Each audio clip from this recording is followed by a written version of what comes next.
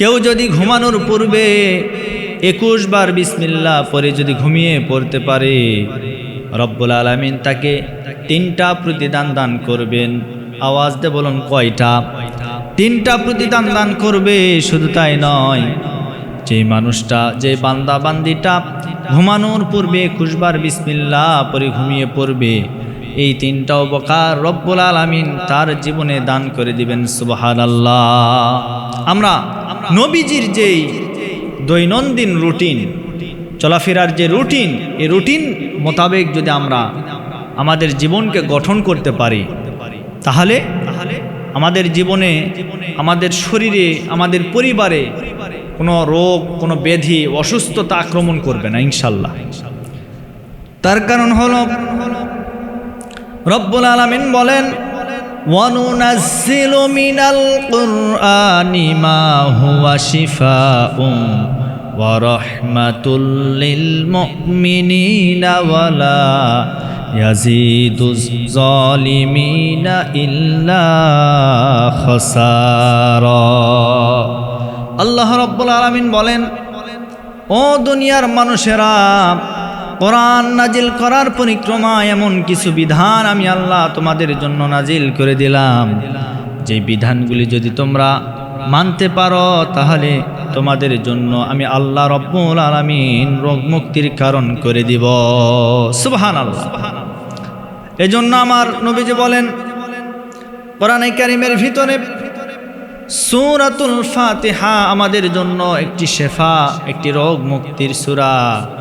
কোনো মানুষের যদি মাথা ব্যথা শুরু হয়ে যায়, কোনো মানুষের যদি পেট ব্যথা শুরু হয়ে যায়, অস্বস্তি বোধ যদি লাগে, শরীরটা যদি খারাপ হয়ে যায়, ওই মানুষটা যদি পানির ভিতরে অথবা কোনো তেলের ভিতরে 7 বার সূরা ফাতিহা পাঠ করে যদি ফু দিয়ে সেই পানিটা যদি পান করতে পারে, আর যদি ওই তেলটা যদি শরীরে মালিশ করতে পারে, রব্বুল আলামিন তার শরীর থেকে সমস্ত রোগ বালাইগুলি দূর করে দিবেন। সুবহানাল্লাহ।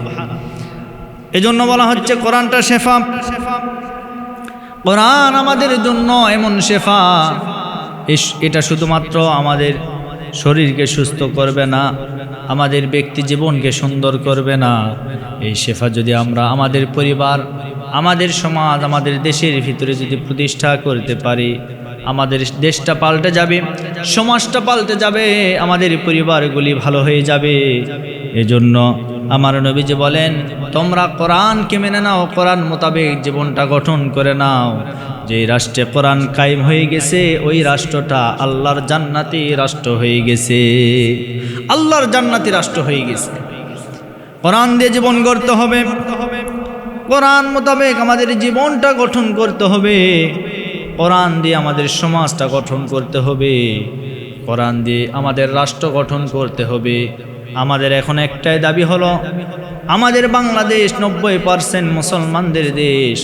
এদেশ থেকে যারা ইসলামকে বিদায় করতে চায়, বরং রব্বুল আলামিন সময়ের ব্যবধানে তাদেরকে রব্বুল আলামিন এই বাংলার জমিন থেকে বিদায় করে দিয়েছে। ইসলাম ছিল, আছে, কিয়ামত পর্যন্ত থাকবে ইনশাআল্লাহ, কেউ বিদায় করতে পারবে না। সুতরাং আমি বলতে চাই, কোরআন মোতাবেক আমাদের জীবন গঠন করতে হবে।